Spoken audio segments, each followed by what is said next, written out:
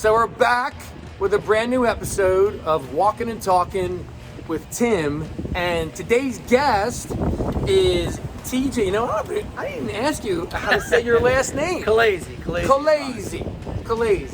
You know, so I saw it this morning and I was reading it and I thought to myself, I'm going to have to ask him how to properly pronounce his last name. Everyone does, if it makes you feel any better. So it's TJ Colaiezzi, who is the founder and CEO of LifeBrand right here in Westchester. We're walking the streets of Westchester today. So to start out, I'm going to have TJ tell you guys exactly what LifeBrand is all about. Yeah, Tim, thanks. LifeBrand is essentially trying to be the world leader in social media education, detection, prevention, and branding. Social media has really taken over everyone's lives over the past 10 years. There's so much good that can come from it, but also bad. You know, you guys probably see the news all the time. Somebody getting canceled or fired or something happening because of an old tweet from 8 or 9 years ago. Families arguing. Oh, it's nuts.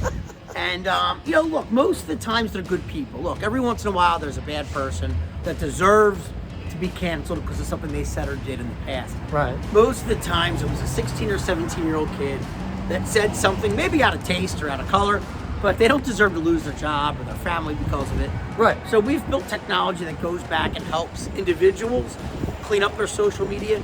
I mean, think about it, 90% of employers look at your social media during the hiring process. Why would you not go clean your social media before you apply for a job? Especially college students, right? Almost 100% of colleges look at your social media during the admissions process. You know, I'm 41 years old. Social media didn't exist when I was 18, 19, 20, right, walking around these same streets. I can't imagine what I would have been doing or posting on social media had it existed. So we're trying to help clean that up. But the other big part is we're helping big companies and brands protect their brand through the individual micro brands of the people that work for them. Right. You know, if you have 1,000 employees, every one of those 1,000 employees, whether you like it or not, yep, has their own personal brand that can help or hurt your company. So to be able to provide a tool for companies to, without being big brother-ish or without snooping their employees' right, social media, give them a tool that they can provide to their employees to help build a stronger personal brand, clean up their messaging. Maybe the company wants to utilize their employees to share company objectives through their social media. We're kind of that one-stop shop to help people manage their personal brands through social media. All right. So having said all that, that pretty much explains what you guys do. So let's rewind and go back in time and talk about how you started. So you started in the gym industry, right? Yeah, I was a long-time fitness industry executive, both for LA Fitness Sports Clubs out of Irvine, California, and then for Crunch Fitness out of Manhattan.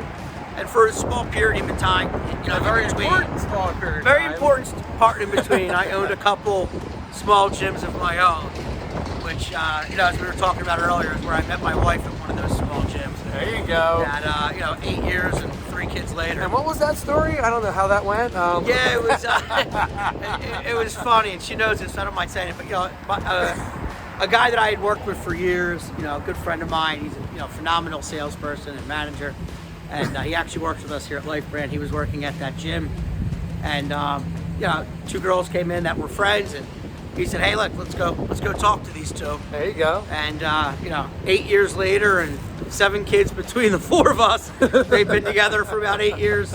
Me and my wife have been together for about 8 years. Our families are still good friends. The kids are all friends. So it's, I guess you never really know when you're going to meet somebody and how long it's going to last. You just never know when it's going to happen. You get hit over the head, right? Yeah. So, and speaking of that, you are a big family guy. So you got 3 kids. Yeah. And you just had a baby. Yeah, a month ago. A month this past week. And you said while we were walking around, you said you had kind of a scare, right? Yeah. It was a tough time, right? Yeah, that RSV virus that's been going around.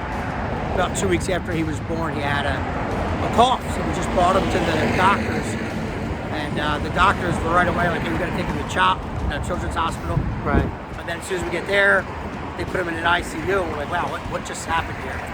And you know, a lot of people don't know. In fact, a lot of our family, we didn't really tell because we don't think we wired. But yeah, he spent 3 days in the ICU at CHOP in King of Prussia. And it was really a scary time, but also, it makes it tough, We were talking when I was absolutely. walking. I mean, fortunately, You I'm sitting could probably there. hardly think while that was going on. No, but unfortunately you have to. There's still You got all this a stuff company going and down, employees right? going on that, I think my wife actually took a picture of me sitting there the middle of the night with my laptop out working with the Screws us there baby real in the quick. bed in the background. I think we can And, get across before this car comes. Yeah. We're gonna try not to get hit by a car real quick. But long story short, he's doing good. He's been home for a couple weeks now, and he's doing great. He's home with the rest of the clan. Our 2 older daughters. We have a 4-year-old daughter and a 7-year-old daughter, and pretty much everything I try to do, whether it's here at LifeBrand or otherwise, is for them. So. Exactly right. And you also talked about the fact that, not only is your family your number one priority, but the people that work for you, is part of your family. It's part of you, and, you do everything you can to try to take care of them as well. So talk about your culture a little bit. I mean, as you start a company like ours, this isn't, I don't have the luxury of being the CEO of a company that's been around for 80 years. Right. And has stability and is that job that every parent tells their kid to go work for. We were a startup that, our first 2 employees that are still with us to this day. I mean, Lexi didn't get paid for a good year. No, Gemma really? didn't get paid for almost a year. Hard We had a people guy, find. Kevin, that runs our curriculum that didn't get paid for 2 years, 3 years. We worked part-time at night to help us. And, when you have people that believe that much in what we're doing, even once we got to the point of having some money and could hire people and actually pay them, Right. I mean, in the interview process, you'd have to tell them, hey, just so you know, there's no guarantee that this company exists in a year. Just so you know, if you're looking for structure or guidance, we're at that point of a company where we're throwing stuff against the wall and seeing what sticks. And when you have people that believe in the mission of what we're building, and in me as a leader that are willing to take that risk, people that are incredibly smart, talented people that could have gone and got a more quote-unquote safe or secure job. Right. When they take that risk on you in the early days, I mean, maybe other leaders forget that, but I don't. I mean, I will never forget that. There's 0 chance that we'd still be here 4.5 years later if it weren't for those people. Taking those risks. I mean, we're way past the point of this is like a one-man show, and then I'm the one that's doing it all. Without those initial people that took those early risks, Gemma, our co-founder, there's 0 chance we're standing here today. So they become family at that point. I mean, I care about their livelihood and their kids just as much as my own. I got to make sure that they're still getting a check a year from now, 2 years from now. 100%. But talking about risk, talk a little bit about how this thing got started, because you said it was something you started on your own, and you had an initial investor, and then eventually it came up to the point where you got involved with that start engine. Yeah. And that's a pretty cool story as well. I mean, it all started, like I said, I was a longtime fitness industry executive, and I clearly saw the problem social media was causing.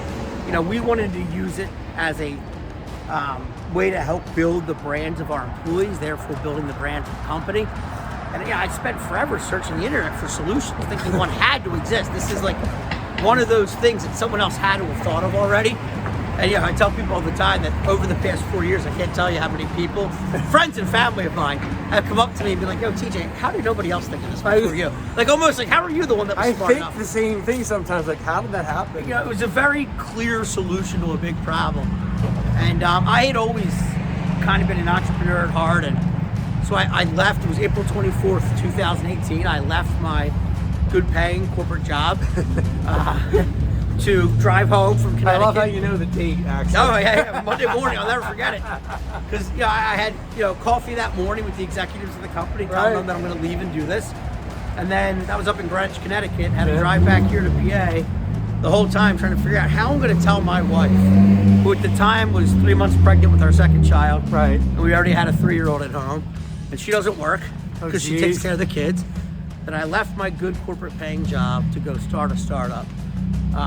And I know nothing about technology, and I'm going to start a tech startup. There you go. And I've mentioned this in a couple other interviews that I've talked to.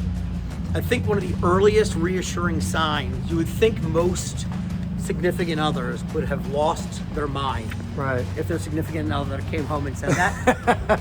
And she was surprisingly supportive. It's incredible. The fact that I made that decision without even talking to her first, which I highly recommend against. Please talk to your spouse before you do something I like did that. the same thing, actually. I told you that while we were walking around, and luckily my wife was as good as yours. Thank Yeah. God. But there's a lot of times that, look, there's a ton of doubt when you start something like this. People want to doubt people that are entrepreneurs and start their own company. Actually, for the first couple years that A lot of haters, right? For the first couple years, It's a little weird. For the first couple years that I started this, people just thought I worked for this company called LifeBrand. I wouldn't tell people that I owned it, that I was the founder of it. Because it's crazy how people will support you if you work for somebody else. Yeah. But just there's a lot of hate when you try to do something, a lot of negative. You don't need negativity when you're starting something like this. No. So, but yeah, my wife was super supportive from the beginning, which I think says that, she believed in me enough to do this, and that maybe it's not as crazy as I thought it was to quit my job and, do this. But the Start Engine competition really helped kick things off, like you Yeah, said. Start Engine was super awesome. For those of you guys who aren't familiar with them, Start Engine is an equity crowdfunding site similar to Kickstarter or Indiegogo. Right. But instead of getting perks, you get equity in the company. It's one of the only chances for non-accredited investors to invest through public platforms. Everything's done through the SEC, and people do due diligence on behalf of a quote-unquote uneducated or unaccredited investor. And you got noticed. yeah, they had just done a deal with Kevin O'Leary where they brought him in as one of their big advisors and partners, and they were hosting their first ever pitch competition that you could pitch your company to Kevin O'Leary from Shark Tank. Big deal. Through Start Engine, but Love it was like a Shark Tank style thing where they were going to pick 5 companies. Yeah. You had 5 minutes to present, and then they grill you after, or he grills you afterwards. Yeah. And one of our earliest investors, who was super helpful at the early stages, Dr. Kager, he's a neurosurgeon. Sure. And at the very beginning, I always tell people some of our best investors Yeah. brought way more value to the company than a check they wrote. That's crazy. He was able to, he introduced us to so many people and brought so many opportunities to us that actually in the long run probably meant more than $8, he wrote from a check. Right. But he had brought this to me and said, hey, why don't you apply for this? I'm like, come on, what are you, nuts? Like, there's got to be so many companies that are going to apply. We're nowhere near, at the time we barely had a functioning minimal viable product. I didn't even know if I'd be able to display a working product during the pitch if we got that far. Oh my God. But we ended up being one of 5 out of nearly 1,500 applicants selected to pitch Kevin O'Leary in that first ever It's enormous. pitch competition. It was an unbelievable thing. And then, next thing you know, now we found out on a Saturday morning we were a finalist, that we were pitching on that Friday. Oh, jeez. And that just so happened to be... Were you ready? No, not even close. In terms of telling the story of our company, that was easy, but we were, again, at the time, a very small company. We were only working out of a small shared workspace, and we had just moved out of that workspace to move down here to Westchester. Right. That week, we had no office. We were in between spaces. So I'm like, where can I even... They were doing it all virtually because it was during COVID, so I'm like, I need a place to set up the production equipment, and it's got to be quiet. I can't do it at home with my wife. We had just had our next child, so we have a baby at home, the dogs. So, we ended up getting a hotel suite and set up production in there for 3 days. And, we ended up presenting to Kevin O'Leary, and I think the best part about that experience wasn't that we won the competition. Right. It was hearing him essentially validate that we're really onto something. He had a good idea. Him saying, I just love this That's a deal. great I thought idea. it was ingenious. Yeah. That's such a clear solution to a big problem. And then him going on and on about me as an entrepreneur, just knowing my numbers and all that stuff. And then, it's not like it changed us trajectory-wise from a dollar and cent standpoint. We won a $10,000 grant, which actually at the time was a lot of money. That $10,000 did help. But it was more the validity it brought to an early stage company. Right. Well, he had to believe in you more than anything else. Yeah, and he was gracious the product enough. was so cool, but if they don't believe in you, Right. it's a waste of time. And he was, excuse me, gracious enough to afterwards appear on Yahoo Finance with us to talk about it. He didn't have to do that, but he did. And again, went on and on, Yahoo Finance saying how it was such an ingenious deal and he loved it. And that's. And then you went on and on and on and got more and more investors. And at this point, you've really got a whole lot going on. Yeah, that really helped because at the time we were wrapping up our first ever institutional round of raising money. We had raised a couple of dollars from friends and family or from a couple of those initial seed investors, but this was our first real round with institutional investors part of it. And we had set out to raise $1 million, and we had just about hit that $1 million mark when that happened. And the next thing you know, we're inundated with people that wanted to get involved. And why wouldn't they? We ended up oversubscribing that seed round by almost 100%. We did about 1.9 million. Yep. And I turned down over $8 million because I would have had to give away the whole company at that valuation at the time. And it, it really led to just people that, could get involved, that, know what they're doing, without, dropping, names of people that have invested in our company. I mean, these aren't just idiots that wrote a check. Right. We have some really long-term, high-ranking people from a couple of the world's largest banks, investment banks that are personally invested in this. We have the former chairman and CEO of, again, one of the country's largest capital companies involved. We have the owner of a pro sports team involved. Pretty incredible. And, and then we have, these are people that all they've done their whole life is evaluate deals like this. So the fact that they were willing to take a risk when we did our Series A, when we opened up our Series A after I, turned down that $8 million, we set out to raise a $20 million Series A at $110 million pre-money valuation, and we were pre-revenue at the time. Yeah, look, a lot of tech companies, it's based on their intellectual property, what they can do. There's companies that are pre-revenue that get billion-dollar valuations, but for us that was a really high valuation, and the fact that some of these people that have made a living evaluating deals wanted to get involved was a really kind of a cool moment, but also that kind of helped be like, all right, I'm not crazy. We have something here. And, so now here we are, Well, the next thing is you got $20 million plus of other people's money that you're responsible for. That now adds to the whole other thing where I said earlier, it's not just my wife and kids I'm responsible for. I'm responsible for 50 some employees and their kids. I'm also now responsible for $20 million of other people's money. That is it's kind of a holy shit moment, you know what I mean? When you've got that much money and this big of an opportunity and that big of a product. But it's also, it's a problem. It's a great problem. It's a responsibility I don't take lightly. I have not slept and I won't sleep until we've sold this company, or at least until every single investor has gotten their money back. But the hardest part about it is, and what some people don't understand, and even some people internally had a hard time understanding, is if you're a tech company and you go out and raise $20 million, you're raising it to spend it. You're not raising it to stick it in the bank for a rainy day. You're not giving away equity in your company to just build some safety nest. I was just going to say, there's no safety net. You're raising it and telling people up front, this will give us a 24-month runway before we run out of money. This is a without a net process, no doubt about it. So that's the scary part, is telling them that I'm going to burn through all that money. And when I say burn responsibly, but we're going to burn through $20 million in probably 2 years. And it's tough. I mean, but then it's also the balance of that whole thing, what came first, the chicken or the egg? Right. When you're building something like this, do you just dump all the money into building the product out, not worry about revenue, give it away for free?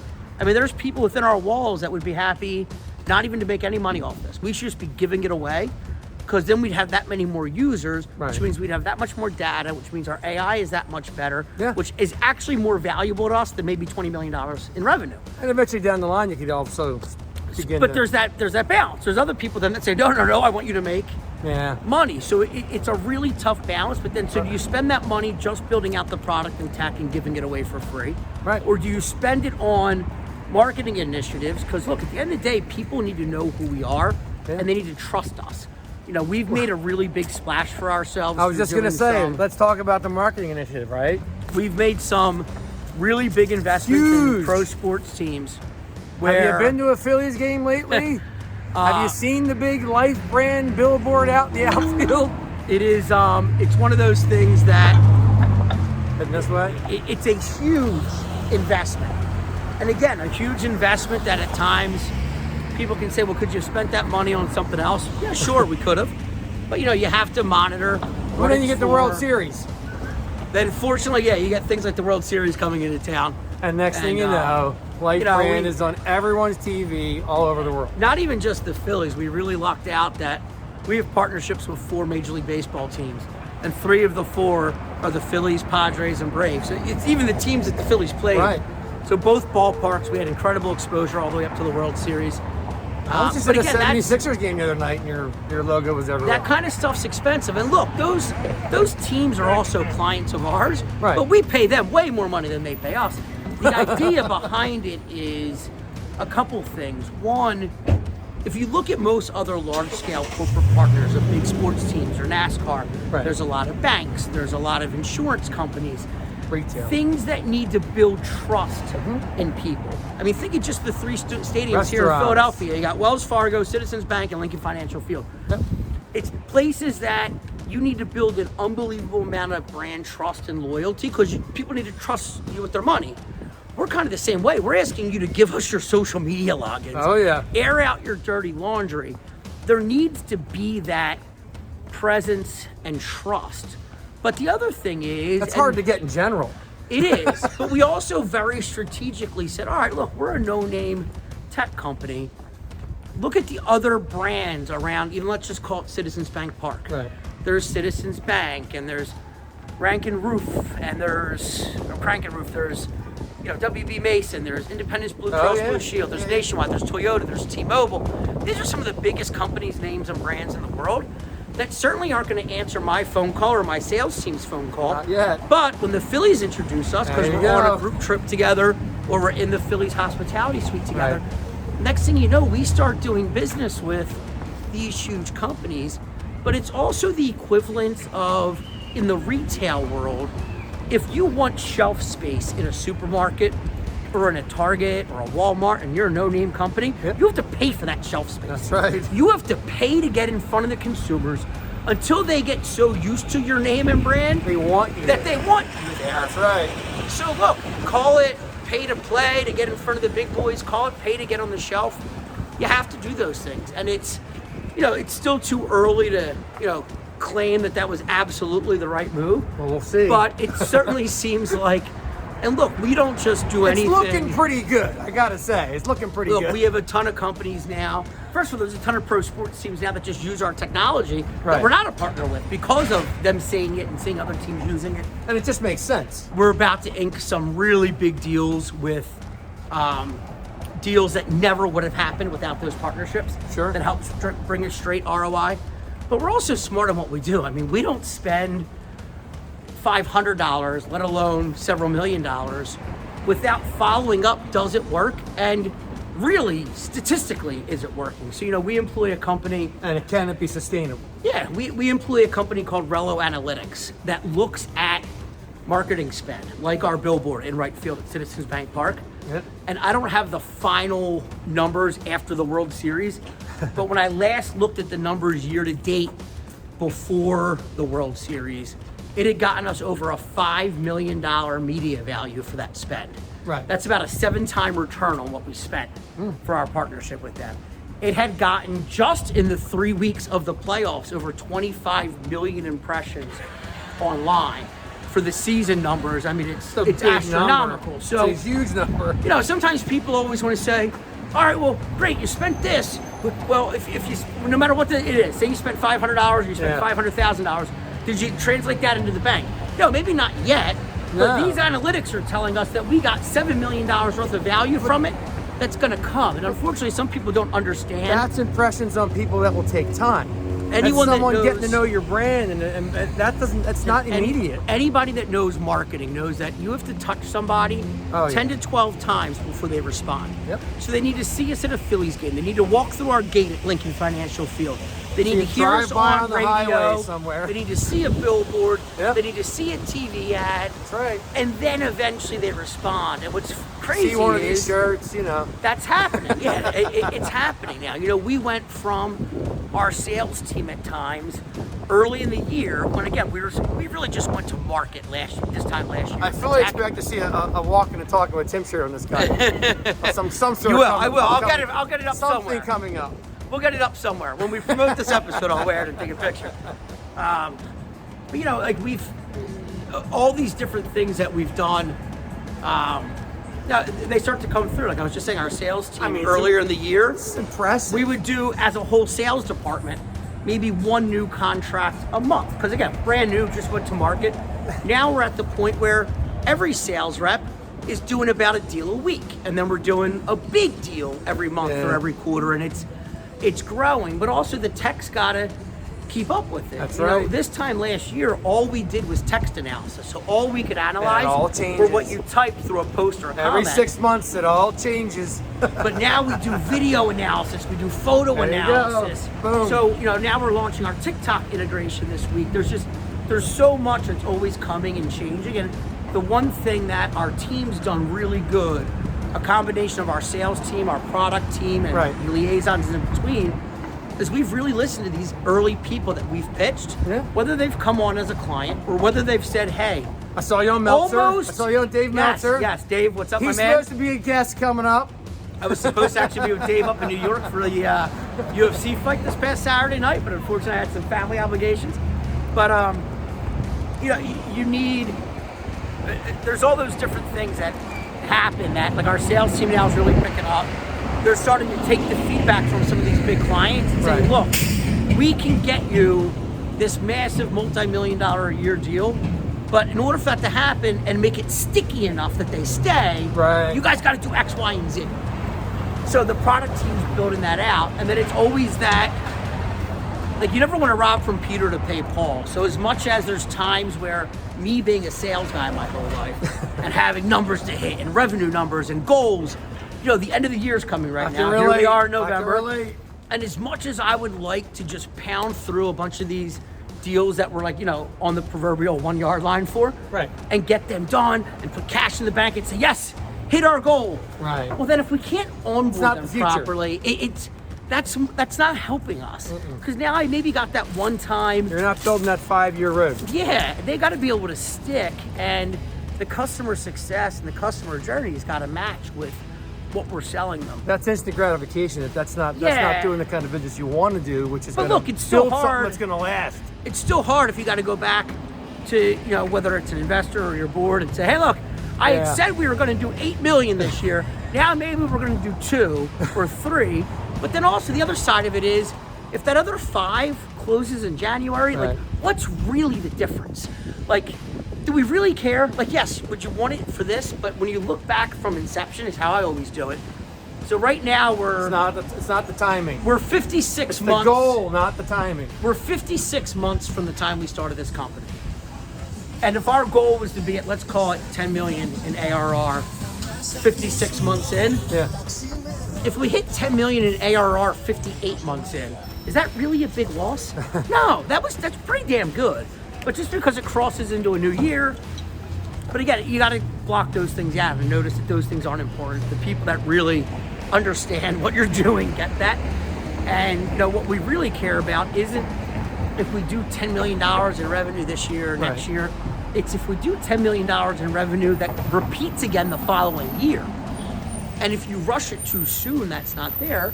And then look, there's also people that can make the argument, well, why didn't you build the tech out fast enough then that it could handle that? Well, because again, $20 million sounds like a lot of money. It's really not when you're trying to build when you're spending this something much money. that can scale globally. That's right. And when you need the amount of engineers and product teams, I don't know if you guys have seen, it's not cheap to hire an engineer right now. You know, and even outsourcing some of it to other projects and entities. I mean, look, we have a company that we've worked with almost since the inception of our company that in the past 24 months, we've probably spent $4 million with, helping to build out our tech. And that's just one small piece of that product and technology team. And they did a phenomenal job. I mean, we got our money's worth for that $4 million. You know, sometimes people think, like we actually had somebody that worked with us for a short period of time that would come to us and be like, you know what? We need a button here on the website. And then when you hit the button, this is what needs to happen. And he wasn't from that product and technology world. Right. It's like he thinks you can just draw it in and there's no code behind it. There's no, no one's got to make, every time you click a button, someone's got to write the code that makes it function. But also when you're a smaller company like us, if you change what you want to do, like that button that somebody might want, maybe that's going to take 2 weeks for our product team to do that button, Right. build out the back end stuff behind it to make the functionality of what they want that button to do. It's like, hey, 2 weeks, not a big deal. Well, it is a big deal because they had to stop everything else they were doing during that 2 week period. And then maybe that other thing they were building was a feature that could have brought in more revenue or could have helped scalability. And we stopped for a button. But did anyone ever really do the research to see if that button was a smart move? And people say, well, it cost you 2 weeks. Well, no, it didn't, because in total, maybe I'm paying product engineers The problem is $200,000 a month. So 2 weeks cost me $100,000 during those 2 weeks when you were doing that is what it cost. So it did cost me $100,000. It cost me what we didn't do during those 2 That's weeks. right. What you could have made, it would have made more money and would have been more effective. And again, those are things that you kind of like learn as you go and as you 100%. grow. And you learn to prioritize things. And one of the hardest things, I'm not as good at it as our COO, Gemma, is. She's really good at saying no to people. When they come and she can just say, no, not right now. That's not our priority. Right. And you need to know that. But you also need to know, what that product roadmap looks like, not just for the next couple of days, but for the next 6 months and year. Because again, you changing something from 2 to 4 weeks could delay all these other people and prevent blockers for other people that weren't part of that project because they were counting on you sticking to that roadmap. So with all of this, I mean, we won't even say with all the success that we're gonna bang right up here. Yeah, no, I don't let anyone say we have success until. Well, you've got success with the brand, no doubt. We've certainly built. I can tell you what, one of the coolest things during that Phillies playoff run, where we were fortunate enough to be in a lot of the games and entertain a lot of our clients and investors at the games. I normally wear like a sweatshirt that says LifeBrand across it. I can't tell you how many people came up to me and said, "Oh my God, you guys are everywhere."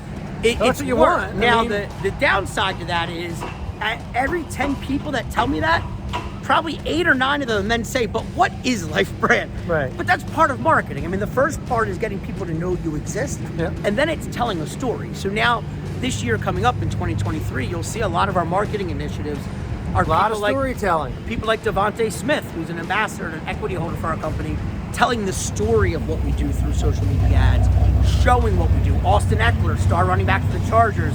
We have an amazing relationship with him and with the Chargers out in LA, him telling the story about what we do. So that now that people know what LifeBrand is, Right. or that they've heard of it, now they know what it is. And now they're starting to say, oh wow, my company could really use that. I could really use that. I could really use that, right. And all of a sudden that what some people wanted to be able to look at in a very small thing and say, okay, you wrote a check to the Phillies, Eagles, and these teams this month. Did you get a return next month? No, it's not how it works. But now, a year, 18 months later, I guess the method to the madness is coming through. And look, we've learned. Some of the partnerships that we've done were in areas that we weren't ready to grow into yet, Right. or just weren't getting us the same value based on the asset. So we've shrunk some, we've canceled some. Some of our deals were 1-year deals, and that was it. Yeah. Some we'll double down on, But what does a guy like you do? A guy that doesn't sleep, a guy that's got everybody else's money, a guy that's got a big family, he's got a big work family, you got all this stuff going on. What do you do to relax? Where do you go? Where's your vacation spot? Like, when do you get away? I don't relax much. My only time that I can turn my brain off is we have a house in Ocean City, New Jersey. There you go. That we go to almost year round. We were just here this weekend despite it being cold. Good. Because if I'm home, I live 10 minutes from our office. Yeah. If I'm home on a Saturday or Sunday, me and one of my daughters are coming into the office. And They you're like to working. run around, play, color. Yeah. And I'm working, or I'm setting meetings even on a Saturday. There's something about when I go over that bridge onto the island of Ocean City, And it just goes away. I can unplug and genuinely give my wife and kids Yeah. the Full little attention. bit of attention of mine they're going to get for the week that they deserve. Yeah. And I can kind of turn things off. But other than that, I mean, it's like I'll be down at the Eagles Monday night football game tonight, and sometimes people think, oh, that's awesome. You get to go to these sporting events. Yeah, but I'm not going there as a fan with an eagle painted on my chest. I'm going to be there with folks of ours from JP Morgan. It's fun to be there. It's fun to be there, but you got work to do. I'm going to be with people from the CEO of our bank. I mean, this is work, and then I immediately have to board a 5 a.m. flight tomorrow to go to Chicago, where if you looked at my itinerary for the day, again, we still operate like we're a really small company with no money. Right. If I'm going to Chicago and spending the money on a flight and a hotel, I'm meeting with as many people as humanly possible during that 24 hours. And telling this story. So, one of the guys that's on our advisory board, and he's an investor in our company, he's actually who set a lot of meetings for me to go meet with other investments of his and companies of his that we can start working with. But I mean, if you look at my itinerary, I land and it's 4 meetings, like broken down right to the travel time to get from one to the other. I had to go out to Vegas 2 weeks ago for a meeting, and talking about Dave Metzler, we were filming his next season of Office Hours where I co-host a couple episodes with him. But same thing. I mean, I'll cram 9 meetings into a day and a half span, just because, again, if you're going to be out there, you got to make the most out of it. So I don't get too often a chance to rest, but I try. My wife's okay with Monday through Friday. Look, I try to be home as much as I can, but there's some weeks Monday through Friday. Daddy's not going to be home for dinner. Exactly right. Daddy might not even be in the same state. But I really, really try to make it a priority that by 5 p.m. on Friday, I'm home and I'm present and I'm with them, whether it's here or down the shore. Like our oldest just had her second season as organized soccer this year. That's a big deal. And it was her first year in goal. And, she led her team to the undefeated into the championship last weekend. Unfortunately, they lost in the championship. But then she made the All-Star game. And, this Saturday was her starting in goal for the All-Star team. Big deal. Nothing's going to make me not get home. You got to be there for that. Those are the things you got to be there for. You got to be there. Yeah. So, a couple of short things. What is your favorite place to vacation to besides Ocean City? Where do you like to go? It's going to sound nuts. I don't vacation. Come on. I don't even have a passport. People make fun of me. I like to go to Disney. I don't know. I don't care. Well, if I had to pick somewhere, we were actually just there this past May. It was the first time in like 20 years I've been there. Yeah. I do love Disney because of how clean it is. Yeah. Well, you get the drone out too. I really don't vacation. I have this horrible, and I'll even tell you a story about Disney. We left on Friday. We were there Friday till Wednesday. Right. Friday, Saturday, Sunday, I was able to enjoy myself because it was kind of the weekend. Everyone else is off. As soon as Monday hit, and I was getting emails or calls, I had this unbelievable guilt that I don't deserve to be on vacation until we sell the company. You gotta let that go, man. Almost like I don't deserve the right to take a week off. You gotta let that go. I mean, I know what you're doing, but you gotta let that go. You gotta give yourself some time. But I prefer, if I am gonna vacation somewhere, I'm more of a, let's go lay on a beach and relax more than like a sightseeing type of person. Gotcha. Because I don't get a chance to just kind of turn my brain off. So I'm going somewhere warm and getting a tan and my wife wants to go lay on a beach somewhere. I have no desire for that. At all, period, actually. So, one other fun thing. Give me one more. Favorite artist? Favorite artist? Any kind of artist, doesn't matter. It could be Frank Sinatra, it could be Eminem, who cares? It's funny you just mentioned 2 of my favorites, which you would think aren't in the same realm. Yeah, I mean, love Dean Martin. Me too. I'm like a real old school.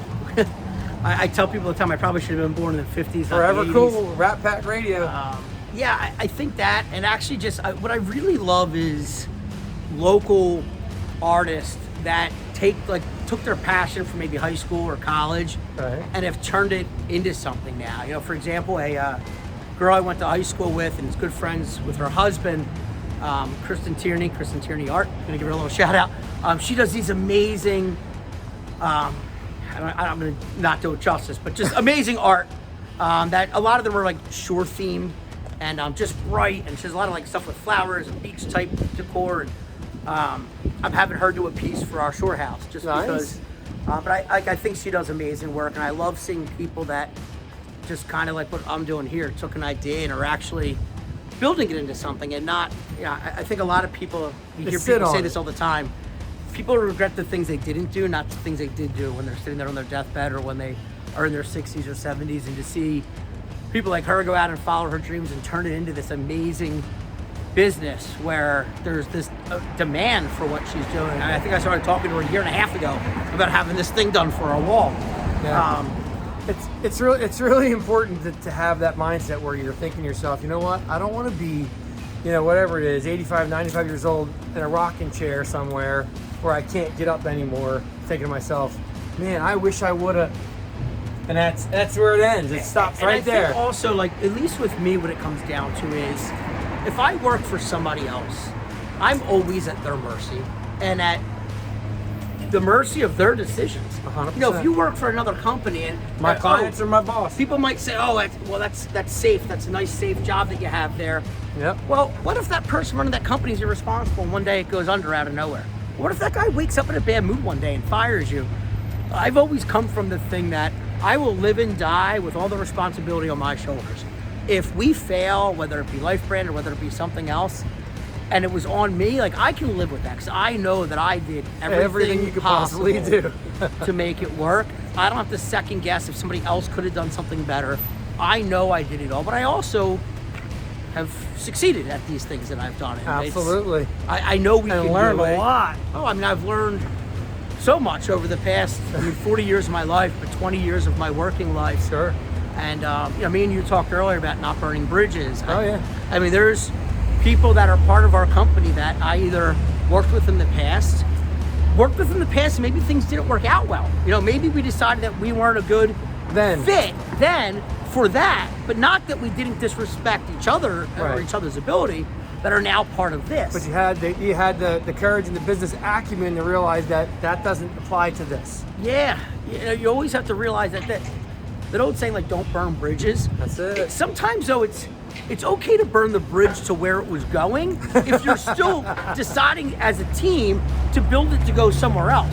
Maybe just where that bridge was going was a bad destination. So that bridge should go, but that other person just needs to go to a different destination, and now that bridge makes a lot more sense. So I always say don't burn the bridge, but if you're going to, be doing it strategically from both sides, only because you're building a stronger, better bridge somewhere else. Yeah.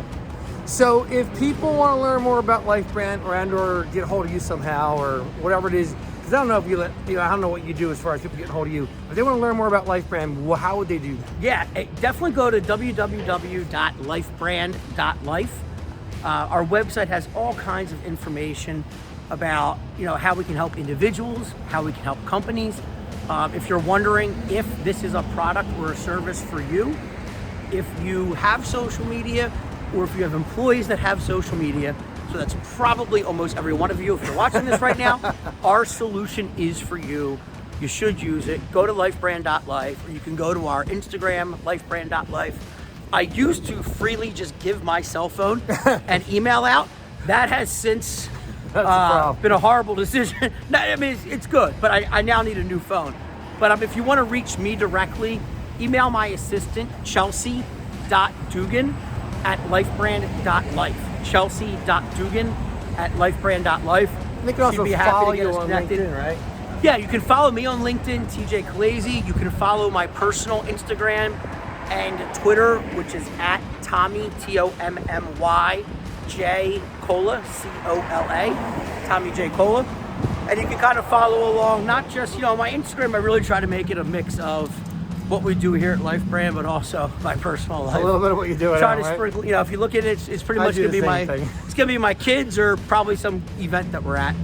And but also, like, one of the things we talked about earlier that I'm going to try to do a better job of sharing is the moments that most people don't share on social media. Me and you talked earlier about how if you look at my social media, you're like, man, this guy's got it great. He's at the World Series, then he's at an Eagles game, and then he's golfing with this guy and that guy, and they have no idea, like I said, the nights that I'm sitting in the ICU with my son strapped up to breathing machines, still trying to work.